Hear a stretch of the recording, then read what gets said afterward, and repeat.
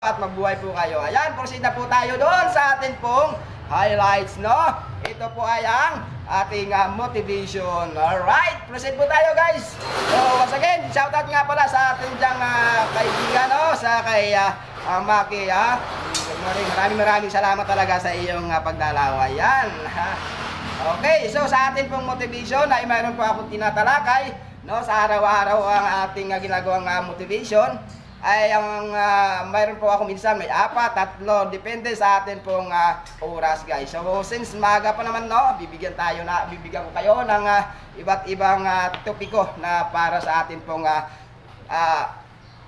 motivational message or motivational quotes na ating maibabahagi sa inyo. So simulan, bago tayo magsimula, for disclaimer only, ha, lahat po ng akin pong sinasabi ay ayon po ito sa akin pong karanasan, base po sa aking paniniwala at sa akin pong nakikita sa ating kapaligiran. So kung mayroon po kayong hindi naibigan or mayroon po kayong nais idagdag, ay malaya po kayong mag-comment down below dyan sa ating comment section, guys. Maraming salamat. So proceed na po tayo sa ating pong mga motivational messages and quotes. So yan, proceed tayo dyan. Unang-una, dahil nalalabi na ang mga araw, no? Mga bilang na yung mga araw para sa ating nalalapit na pagpapasiya, no? Kung sino talaga ang ating dapat na iluklok, ha? Ayan, magmula po sa national hanggang sa local.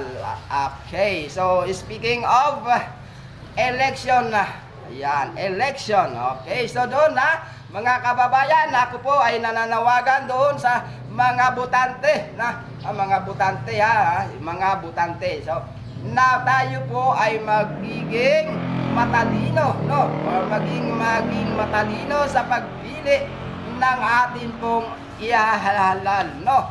So isang malaking bagay po, no, para po ikangay masiguro natin o matiyak natin na karapat-dapat yung ating iluluklok ay alamin po natin ang travel records ng mga kandidato na yan, no? So isa na nga po dito ay ang kanilang records, yung kanilang mga nagiging achievement, no?